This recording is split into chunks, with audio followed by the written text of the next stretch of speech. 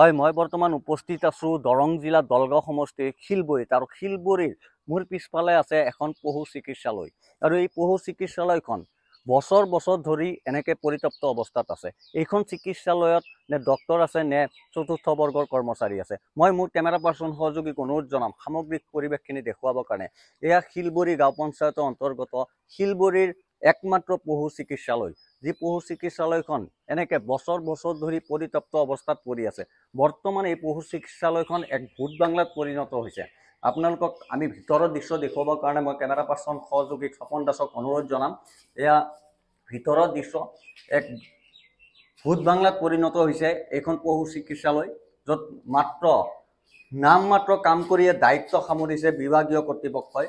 আৰু এয়া আপোনালোকে চাব পাৰে, ইয়াতে গোবৰ পৰি আছে, এক গোহালিত পৰিণত হৈছে এখন পশু চিকিৎসালয়। আৰু ইয়াৰ স্থানীয় যুৱক আছে, মই তেখেতৰ পৰা কিছু মন্তব্য ল'বলৈ চেষ্টা কৰিম। ইয়াতে দেখা পাইছোঁ আমি এইখন হস্পিটেল বছৰ বছৰ ধৰি এনেকৈ পৰি আছে, কি ক'ব এই ক্ষেত্ৰত?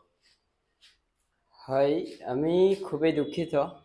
যোৱা বহুকেইটা নিউজৰ জৰিয়তে আমি প্ৰচাৰ কৰিছিলোঁ। কৰাৰ পিছত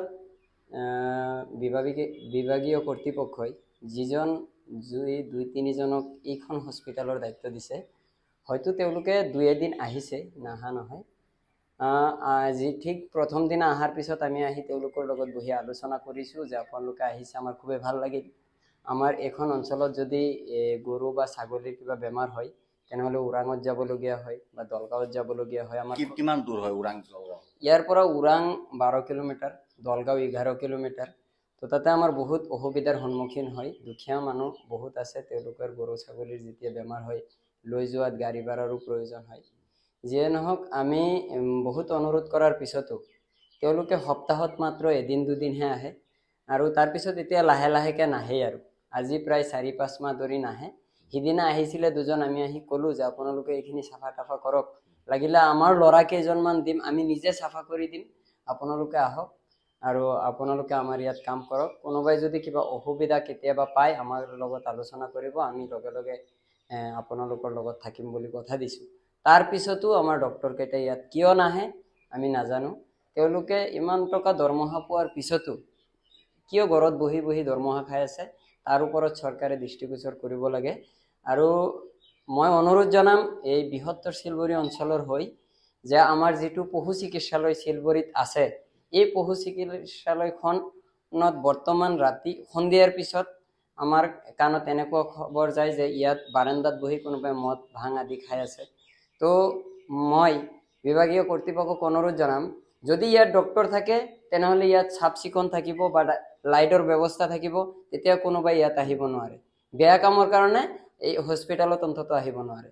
আপোনালোকে চাওক, 15 আগষ্ট বা 26 জানুৱাৰীৰ দিনাহে ডক্টৰ ইয়াত আহে। শিলবৰী অঞ্চলৰ কোনো ৰাইজক নমতাকে তেওঁলোকে মাত্ৰ খুঁটিত পতাকাখন লগাই পুতি থৈ গুচি যায়। তাতেই কি তেওঁলোকৰ দায়িত্ব সামৰি থৈ গুচি যায়। তাৰ কাৰণে মই অন্তত আমাৰ এই পশু চিকিৎসালয়খনৰ প্ৰতি বিভাগীয় কৰ্তৃপক্ষই যাতে দৃষ্টিগোচৰ কৰে। যিহেতু এইখন চিকিৎসালয় বৃহত্তৰ অঞ্চলৰ একমাত্ৰ পশু চিকিৎসালয়। হয় হয়, আমাৰ বৃহত্তৰ শিলবৰী অঞ্চল ক'বলৈ গ'লে কমেও 20-25 কিলোমিটাৰ এৰিয়া এইখন অঞ্চল। তাৰ ভিতৰত আকৌ ইফালে ৰাঙাগড়া পথাৰ আছে, বিস্কুটি আছে। বৰ্তমান ৰাস্তা ইফালে হৈছে, খুবেই ভাল, বিস্কুটিৰ মানুহো আহে। তো 25-30 কিলোমিটাৰ এৰিয়া, বহুত ডাঙৰ এৰিয়া। হাজাৰ হাজাৰ মানুহ ইয়াত আছে, তাতে হেজাৰ হেজাৰ গৰু ছাগলী আছে। প্ৰায় প্ৰত্যেক দিনা গৰু ছাগলী লৈ আহি ইয়াত ঘূৰি যাবলগীয়া হয়। ফাৰ্মাচিষ্টসকলে তেওঁলোকে চিকিৎসা নকৰে, কিয়নো ডক্টৰে নেদেখাকেতো তেওঁলোকে মেডিচিন দিব নোৱাৰে। যাৰ কাৰণে আমাৰ ৰাইজ বহুত অসুবিধাত আছে। আমি বিনম্ৰভাৱে অনুৰোধ জনাম ৰাইজৰ হৈ যাতে প্ৰত্যেক দিনা ইয়াত ডক্টৰ অহাৰ ব্যৱস্থা কৰক। যদি ডক্টৰে কিবা অসুবিধা পাইছে আমাৰ লগত বহক, আমি তেওঁলোকৰ লগত বহি আলোচনা কৰিম। কিমান বছৰ হ'ল এইখন হস্পিটেল ইয়াত? আজি প্ৰায় 2014 চনত বা 13 চনত, মোৰ একজেক্ট মনত নাই, 13 চনত বা 14 চনত এইখন হস্পিটেল বনোৱা হৈছে। আগত সিফালে এটা হস্পিটেল আছে, এইটো ভাঙি গৈছে। ভাঙি যোৱাৰ পিছত এইখন হস্পিটেল বনাই দিছে চৰকাৰে, তাৰ কাৰণে চৰকাৰক ধন্যবাদ জনাইছোঁ। কিন্তু এইখন হস্পিটেলত 2টা ডক্টৰৰ ব্যৱস্থা কৰাৰ কাৰণে অনুৰোধ জনাম। আৰু যি 2জন দিছে তেওঁলোকে কিয় ডিউটি কৰা নাই তাৰ ওপৰত তেওঁলোকে তদন্ত কৰক। আৰু এই আজিৰ পৰা প্ৰায় 8ৰ পৰা 10 বছৰ হৈ গ'ল এইখন হস্পিটাল। তাৰ ভিতৰত টোটেল কিজানি 2 মাহ কণ্টিনিউ ডক্টৰ অহা নাই। ফ'ৰ্থ গ্ৰেডৰ কৰ্মচাৰী আছেনে নাই? নাই, কোনেও নাই। কোনো নাই। নাই। কি ক'ব চৰকাৰক, কি ক'ব? চৰকাৰক আমি অনুৰোধ জনাম, চৰকাৰক ধৰক, চৰকাৰে হয়তো ইয়াত কাৰোবাক নহয় কাৰোবাক দায়িত্বত দিছে। আমি কোনোবাই ইয়াৰ প্ৰতিবাদ নকৰাৰ কাৰণে তেওঁলোকে ইয়াত দুৰ্বলতাৰ সুযোগ লৈ তেওঁলোকে ঘৰত বহি বহি দৰমহা খাই আছে। তো তাৰ কাৰণে আমি সচেতন নাগৰিক হিচাপে বা এইখন অঞ্চলৰ এজন সমাজসেৱক হিচাপে আমি অনুৰোধ জনাম যাতে চৰকাৰে যিজন ব্যক্তিক দৰমহা দি আছে সি অন্তত নিজৰ দৰমহাটো যাতে নিজৰ কামখিনি কৰি তাৰপিছত যাতে দৰমহাটো খাব পাৰে। ঘৰত বহি বহি দৰমহা খাই আছে, তাৰ প্ৰতি চৰকাৰে চকু দিব লাগে। আৰু যিকেইজনক দায়িত্ব দিছিলে তেওঁ কেইজনক যদি আগন্তুক 1 সপ্তাহৰ ভিতৰত আমি কণ্টিনিউলি ডিউটিত নাপাওঁ তেনেহ'লে তেওঁলোকৰ ওপৰত এইখন অঞ্চলৰ হৈ আমি কেছ ৰুজু কৰিবলৈ বাধ্য।